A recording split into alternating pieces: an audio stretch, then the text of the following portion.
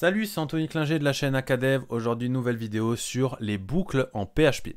J'ai déjà fait deux vidéos qui vont être utiles pour celle-ci. La première, comment installer du coup MAMP pour utiliser du PHP sur son Mac ou sur son Windows.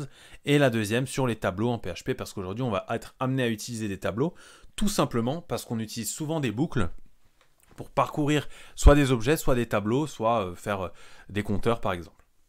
Alors, première boucle qu'on va voir aujourd'hui, c'est la boucle for. On va voir encore for each et while, tout simplement parce que c'est les plus simples et les plus couramment utilisés. Donc, c'est parti. Première chose à faire, je vais créer un tableau $r dans lequel je vais mettre des valeurs. Voilà. Et je vais vous mettre en commentaire, du coup, les clés de ce tableau. Parce que ça va être assez important, du coup, dans la vidéo. Alors, je rappelle, si vous n'êtes pas au courant pour les tableaux en PHP, comme en Python, comme en JavaScript d'ailleurs, la première occurrence a comme clé 0. On commence toujours à compter à partir de 0. C'est-à-dire que la clé 0 a comme valeur 10. La clé 3 a comme valeur 40. Pourtant, il y a bien 5 valeurs.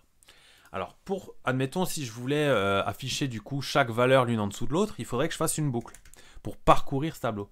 Donc, j'ouvre une boucle for. Et la première chose à faire, j'initialise une variable $i égale 0. Vous pouvez l'appeler comme vous voulez.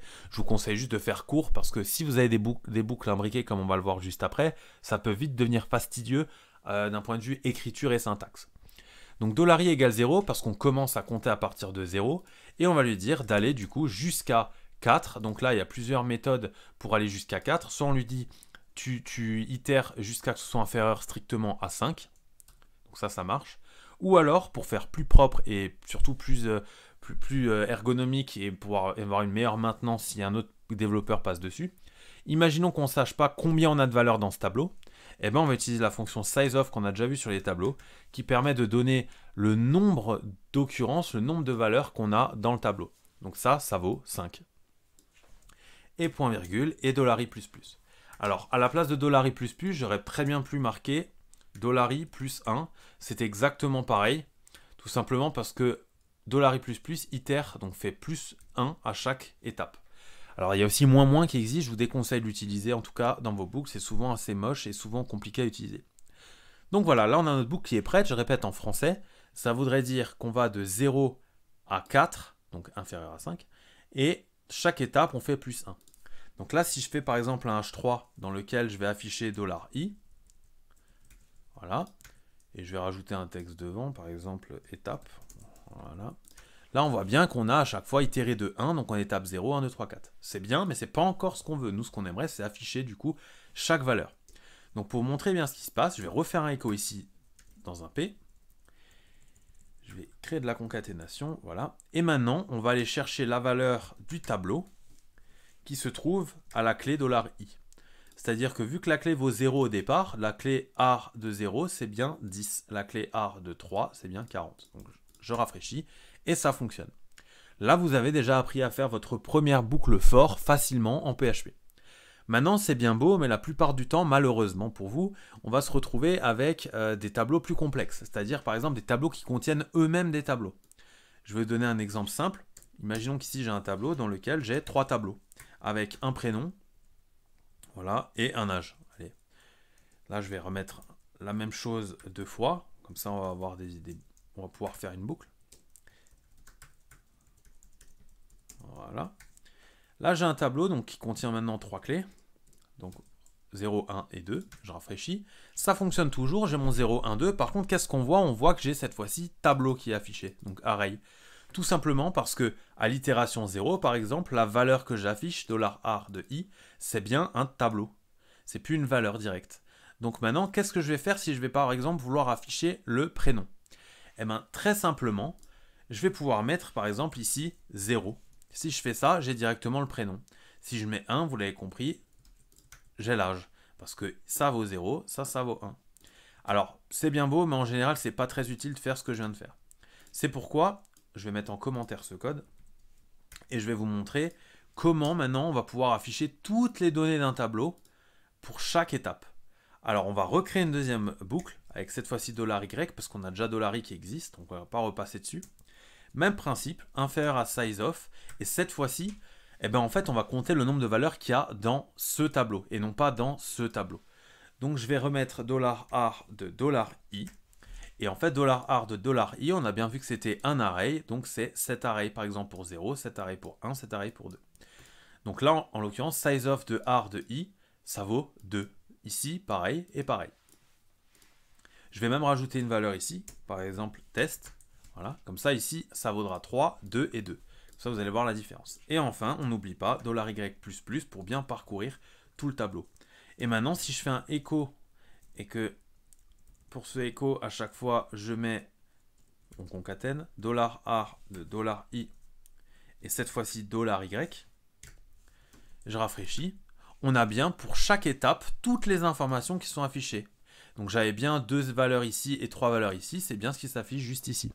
Alors pourquoi ça fonctionne? Tout simplement parce que $r de i c'est un tableau, et en le parcourant ici, donc en allant de 0 au nombre de valeurs, et ben en fait à chaque fois j'accède à la clé de chaque valeur.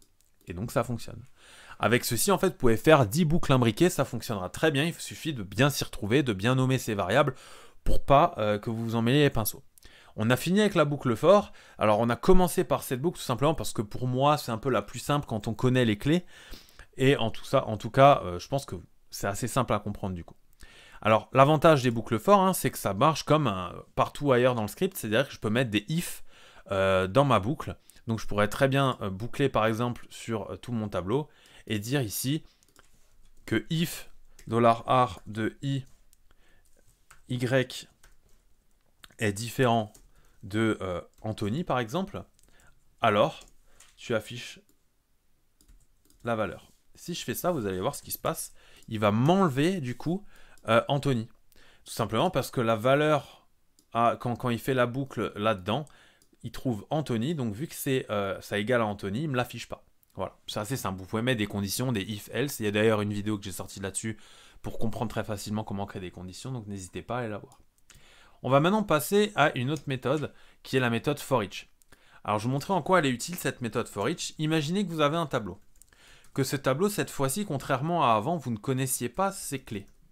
C'est-à-dire que par exemple là, la clé de 0, elle vaut Anthony. La clé de 2, elle vaut Max. Et la clé de 3, enfin la clé de 5, allez, comme ça on comprend bien, elle vaut Julie. Si je fais un var dump de mon tableau, voilà ce qui se passe. J'ai bien un tableau de 3 valeurs, sauf que là, les clés, c'est 0, 2, 5. On voit qu'elles ne se suivent pas, il n'y a pas de logique. Donc là, on ne va pas pouvoir utiliser la méthode for. Et c'est là qu'intervient la méthode for-each, qui va nous permettre, quoi qu'il arrive, de parcourir notre tableau, dans l'ordre en plus. Alors pour ça, on va juste écrire for-each, de la même manière qu'on écrit for. On va lui donner le tableau sur lequel on souhaite travailler, et ensuite plusieurs possibilités. Soit je souhaite récupérer à la fois la clé et la valeur, soit je souhaite récupérer que la valeur. Moi, pour le premier exemple, je vais vous montrer comment récupérer les deux. Donc là, on met as, ce qui permet de dire comme, mais enfin en anglais traduit littéralement. Du coup, maintenant, je vais marquer key, fonction fléchée, value. En faisant ça, qu'est-ce que j'ai fait? Je lui ai dit que sur ce tableau, tu considères que je veux la clé et la valeur. La clé, c'est ça. La valeur, qui est $value, c'est ça. Je les ai appelés comme ça, vous pouvez les appeler comme vous voulez, mais encore une fois, c'est plus simple pour s'y retrouver. Si maintenant je fais un echo et que je mets tout ça dans des P, encore une fois, voilà, je mets ma clé ici, j'affiche, j'ai bien 0, 2, 5, et si je rajoute ici value, voilà, j'ai bien la clé et la valeur à chaque fois qui est associée. Voilà déjà à quoi sert for-each. Admettons que vous n'ayez pas besoin de la clé, que vous en foutez, que vous n'en avez pas besoin, et bien du coup, pour juste avoir besoin d'utiliser value, vous n'avez pas besoin de faire ça, vous pouvez enlever la partie qui affecte du coup la valeur à la clé, et juste laisser $r as value, et là en fait il vous donne juste les valeurs, voilà, sans avoir accès à la clé, parce que si effectivement je mets $clé ici, il ne comprend pas ce que c'est, donc il m'affiche 3 P vides. Voilà. Donc vous avez compris comment ça fonctionne du coup, les boucles for-each, c'est très utile notamment lorsqu'on ne connaît pas encore une fois les clés, hein, sinon ça ne sert à rien d'utiliser la boucle for-each, utilisez les boucles for. Par contre, vous pouvez très bien utiliser une boucle for dans une boucle for-each. Là vous pouvez vous amuser, admettons que par exemple ici à la place d'avoir juste des valeurs, j'ai des tableaux, par exemple Julie et 24, je vais reprendre ce tableau là, ici, je vais juste changer les noms, voilà, et les âges, voilà. Si je fais juste ça, Voilà ce qui se passe, ça marche toujours pas. Donc je vais rajouter ma clé. Là, ça m'affiche bien ma clé. Je vais afficher ma value. Et là, qu'est-ce que ça va m'afficher à votre avis? Bah, ça va m'afficher array. Tout simplement parce que maintenant, on n'a plus de valeur exacte, on a des tableaux. Donc, comme on l'a utilisé avant avec la boucle for, je vais le mettre, je vais enlever la value du coup. Voilà. Il va falloir boucler sur la value. Donc pour ça, j'initialise $i égale 0, $i inférieur à size of. On sait que value, c'est une array, donc inférieur au size of de value, $i++. Et là, quand je fais mon echo du coup de... je vais encore une fois refaire un P, comme ça ce sera plus simple. Voilà. $value de $i. Et bien, si vous avez compris le principe des boucles avant, vous savez pourquoi du coup ça fonctionne bien maintenant. Voilà, donc ça c'est une méthode pour utiliser une boucle for dans une boucle for each, et on va voir qu'on peut même rajouter un while à l'intérieur. On peut vraiment tout faire. Maintenant, je vais repartir sur un tableau simple pour montrer la dernière type de boucle, le dernier type de boucle qu'on va voir aujourd'hui. Par exemple, voilà, 40 et 50. On va reprendre ce tableau-là et on va utiliser la boucle while. Alors la boucle while, l'avantage c'est que vous allez pouvoir faire ce que vous voulez assez simplement. Imaginons qu'on va lui dire, on va initialiser une valeur $i égale 0, cette fois-ci au-dessus de la boucle et non plus dans la boucle.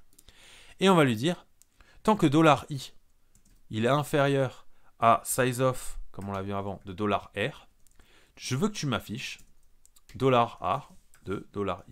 Du même principe qu'avant. Voilà. Et là, qu'est-ce qui se passe? Attention, ça crache. Ça nous met bien ça va charger à l'infini, tout simplement parce que vu que $i il égale 0 toujours, on l'a pas incrémenté, et bien forcément ça va merder. Donc qu'est-ce qu'on fait? On met $i++ en dessous de notre while, on rafraîchit. Donc je bloque le script, je rafraîchis. Bon, le plus simple, ça va être même de le quitter, je pense, parce que là, du coup, c'était pour montrer le bug, mais du coup, ça a bien planté. Voilà, on va faire ceci. On reva sur tuto, et là, oula. J'ai mis un T en trop. Et là, ça fonctionne bien. Je vais mettre, du coup, un P. Voilà. Et on ferme. On rafraîchit. Et là, ça fonctionne bien. Donc, de la même manière que j'aurais pu faire juste un for, bah, j'ai fait un while. J'ai initialisé une variable avant. Et je lui ai dit, tant que cette variable est inférieure au nombre de valeurs qu'il y a ici, tu m'affiches la variable, la valeur, pardon, comme avec la boucle for. Et cette fois-ci, j'incrémente dans le while. Et voilà, vous avez réussi à faire une boucle while. L'avantage, par exemple, c'est que vous pouvez très bien marquer, par exemple, je sais pas moi, 20 ici, si on n'utilise pas les tableaux. Voilà. Et là, vous allez juste marquer echo $i br. Et ça va vous faire un décompte de 1 à 20. Alors, encore une fois, là, il considère que c'est des entiers, donc il m'embête un peu avec ça. Voilà. Et voilà. Et voilà comment ça fonctionne. On va de 0 à 19 du coup parce qu'on commence à compter à 0. Alors vous pouvez très bien commencer à 1, comme d'ailleurs avec la boucle for, il n'y a aucun problème. Mais du coup si vous commencez à 1, vous vous doutez bien qu'il va y avoir un petit souci si vous voulez aller jusqu'à 20. Parce que là du coup il va que jusqu'à 19. Donc en fait soit vous mettez inférieur ou égal à 20, et du coup il va bien jusqu'à 20. Soit vous mettez inférieur à 21. Voilà, c'est juste une question mathématique, une question logique. J'espère que vous avez tout compris avec les boucles PHP, c'est assez simple. Si vous avez des questions, n'hésitez pas en commentaire, je suis là pour y répondre. C'était Anthony de la chaîne Akadev, on se dit ciao tout le monde.